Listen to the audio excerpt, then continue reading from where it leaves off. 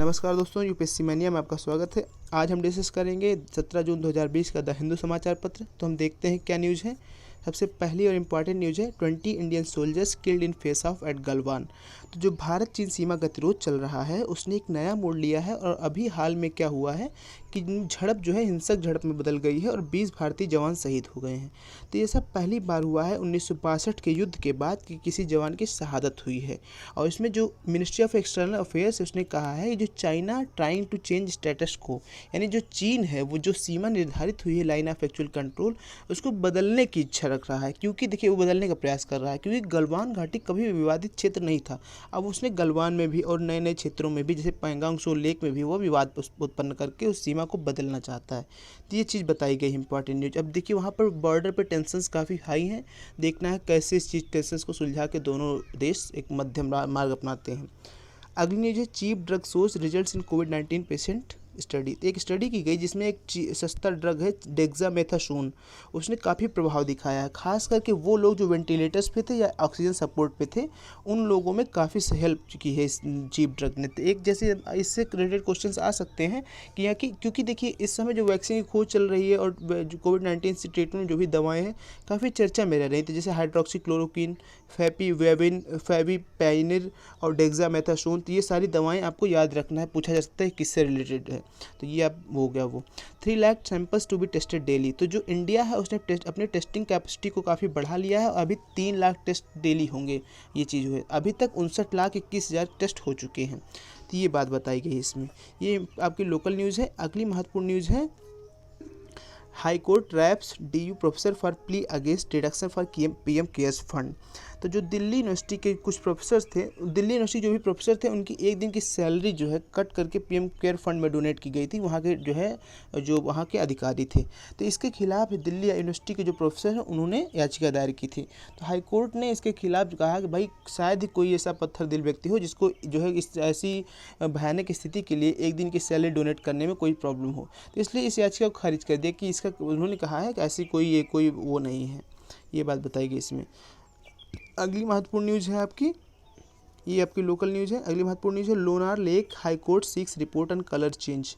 तो हमने बात की थी कैसे जो लोनार लेक महाराष्ट्र में एक क्रेटर लेक है जो एक मेटेराइट के गिरने से भारत पर जो मतलब पृथ्वी पर एक मेटेराइट के गिरने से वो एक बड़ा गड्ढा हो गया था, लगभग 2 किलोमीटर व्यास का एक जो है झील बन गई है। तो वहाँ पर जो पानी जमा हुआ था वो अभी पिंक कलर का हो गया है। तो ये पिंक कलर का क्यों हुआ है इसके खिलाफ इसके लिए एक याचिका दायर की गई है। तो याचिका में कहा गया है कि जो है इसका स्टडी किया जाए। जैसे वहाँ के बगल जो है एक देखिए ये एक इको सेंसिटिव जोन है। इको सेंसिटिव जोन मतलब ऐसा क्षेत्र जो पर्यावरण रूप से काफ़ी महत्व का हो और उससे पर्यावरण का प्रभाव से कोई बदलाव किया जाए उससे पर्यावरण का प्रभाव भी काफ़ी दिख सकता है। तो ये बात बताई गई। उसमें जो देखा गया है एक ग्लास सरफेस पे जो उस लेक का सरफेस है उस पर एक ग्लासी लेयर बन गई है। तो किस कारण से बनी है ये चीज़ बताई जा रही है, उसको पता किया जाए, उसके लिए जाँच भी गई है। जो national environment engineering research institute है वो जाँच भी कर रहा है। उसी के बगल देखिए एक लोनार किन्ही रोड बन रही है। तो ऐसा कहा जा रहा है कि उस रोड से भी काफ़ी जो है क्षति पहुँच सकती है इसको। तो इसलिए बताया गया है कि इस यहाँ पर याचिका उसने हाई कोर्ट ने इस रोड के कंस्ट्रक्शन को रोक दिया है और इससे रिपोर्ट मांगी है नीरी से जल्दी की रिपोर्ट देख क्या कारण है इसका। तो ये बात है। एडिटोरियल का वीडियो अपलोड ही हो चुका है। अब हम देखेंगे आगे news. Opposition calls for clarity and crisis. तो जो स्थितियां हैं भारत चीन सीमा पर वहाँ के स्पष्टता मांगने के लिए अपोजिशन ने कहा कि भाई स्पष्ट करे क्या वहाँ स्थिति है। Border of India will remain intact Nadda. तो जो बीजेपी प्रेसिडेंट जेपी नड्डा है उन्होंने कहा है कि जो भारत सीमा है वो यथास्थिति रहेगी, यानी जो हमारा बॉर्डर है हम उसको रक्षा करने के लिए किसी भी हद तक जाएंगे। तो इसमें देख रहे होंगे हमने बात भी की थी कैसे 20 जवान शहीद हो गए, तो उसी पर कमेंट कर रहे हैं। इंडिया से China troops try to change status quo.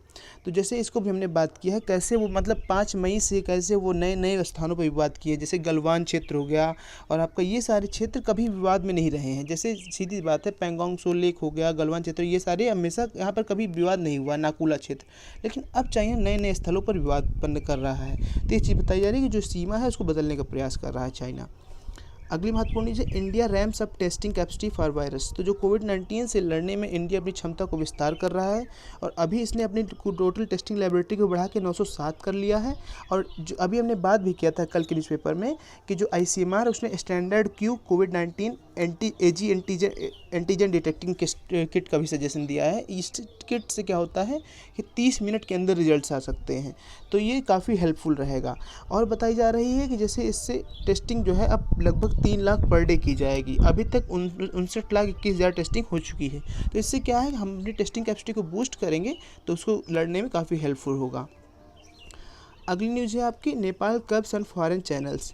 तो नेपाल ने एक नया कानून लाया है जिसके तहत उन्होंने कहा है कि जो विदेशी चैनल होंगे वो प्रचार नहीं जो है दिखा पाएंगे, एडवर्टीजमेंट नहीं दिखा पाएंगे। और देखिए, न्यूज़ जो विदेशी न्यूज़ चैनल है और न्यूज़ चैनलों के लिए एडवर्टीजमेंट ही मेन रेवेन्यू का सोर्स होता है।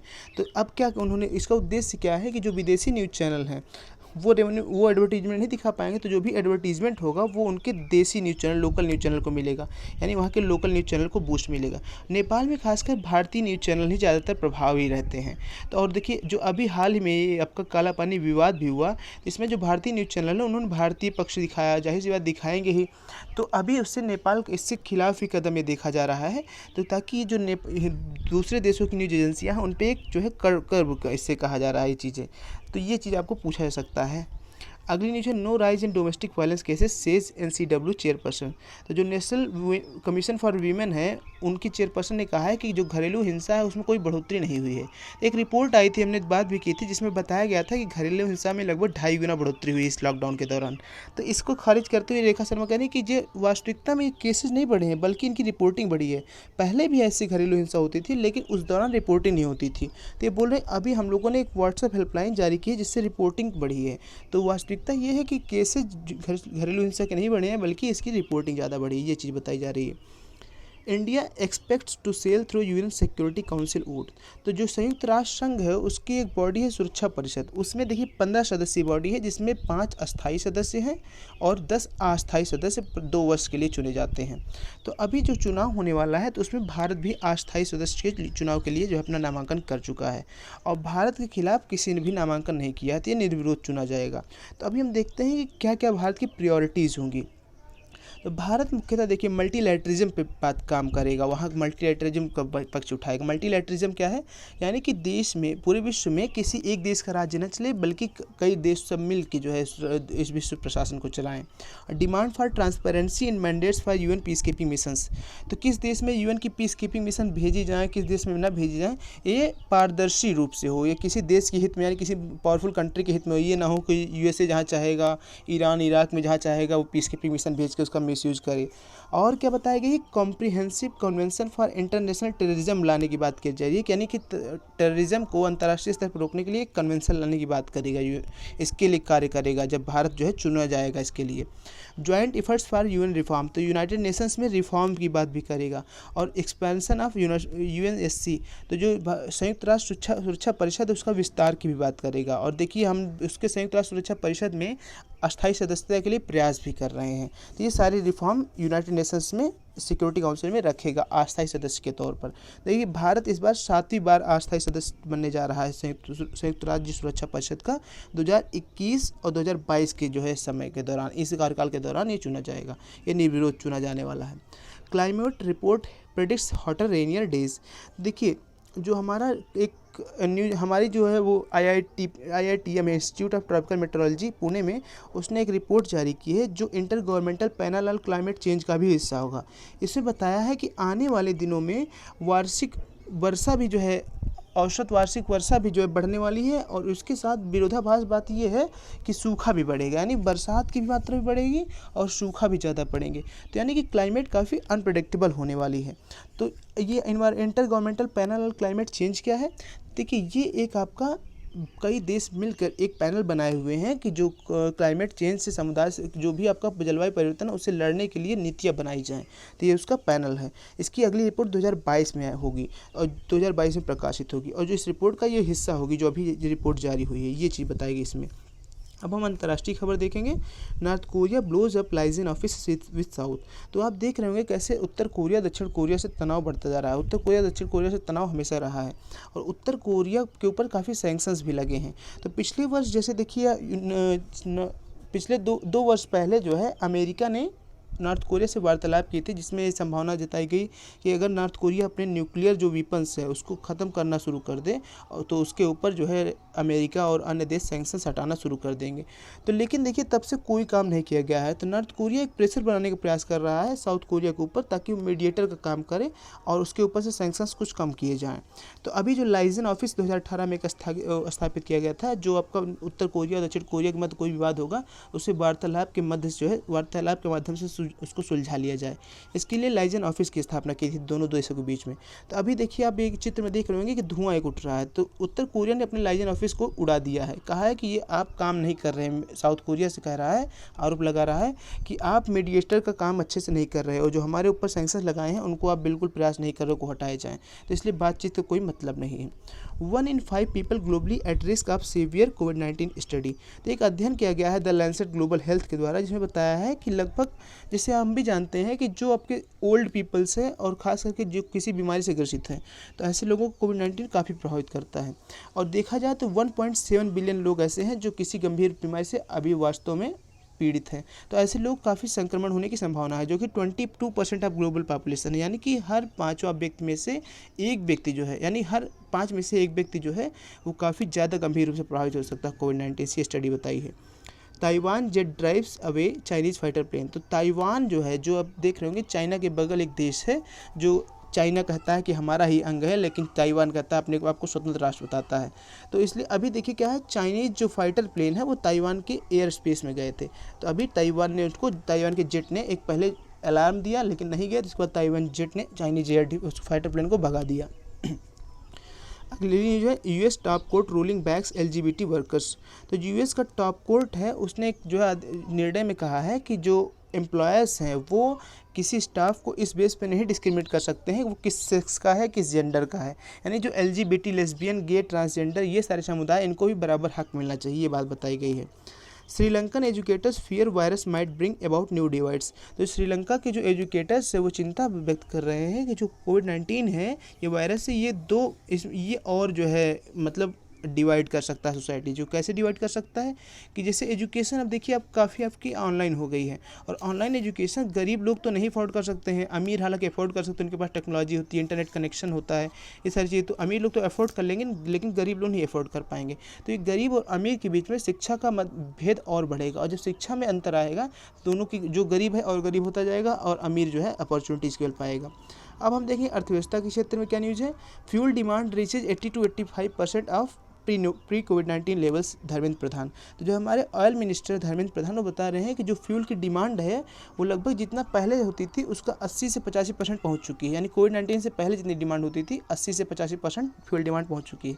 इसका मतलब क्या हुआ कि फ्यूल जो है, देखिए आज किसी भी इंडस्ट्री की जो मेन रीढ़ होती है वो ईंधन होता है, और ईंधन की खपत जैसे बढ़ती है वैसे समझ लीजिए इंडस्ट्रीज जो है प्रोडक्टिविटी भी बढ़ रही है। तो इसका मतलब ये है कि लगभग हमारी 80 to 85% इंडस्ट्रियल एक्टिविटी स्टार्ट हो गई, ये संकेत बताया जा रहा है इसमें।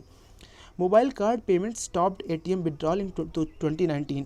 तो 2020 India mobile payments market report जारी की गई S&P ग्लोबल मार्केट इंटेलिजेंस के द्वारा, जिसमें बताया गया कि पहली बार ऐसा हुआ है भारत में कि एटीएम से जितना पैसा निकलता है उससे कहीं ज़्यादा मोबाइल के माध्यम से ट्रांसफ़र हुआ है, ये पेमेंट हुआ है। तो पहली बार ऐसा हुआ है, ये चीज़ आपको ध्यान देना है।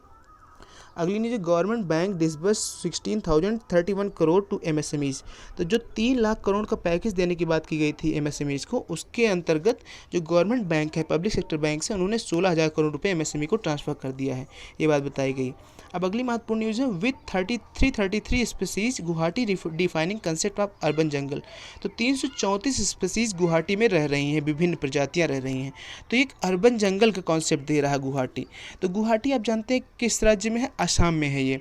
और यहाँ पे देखिए अर्बन जंगल का मतलब क्या है कि जो शहर है, शहर में देखिए सामान्यतः जो होती है प्रजातियाँ बहुत कम पाई जाती हैं, क्योंकि शहर में इतनी इंडस्ट्रियल एक्टिविटी होती है कि वहाँ पर कोई वन्य जीव या भी कोई प्राणी रहना पसंद नहीं करता है, क्योंकि वहाँ पर शांत नहीं होता, शोर बहुत ज़्यादा होता है।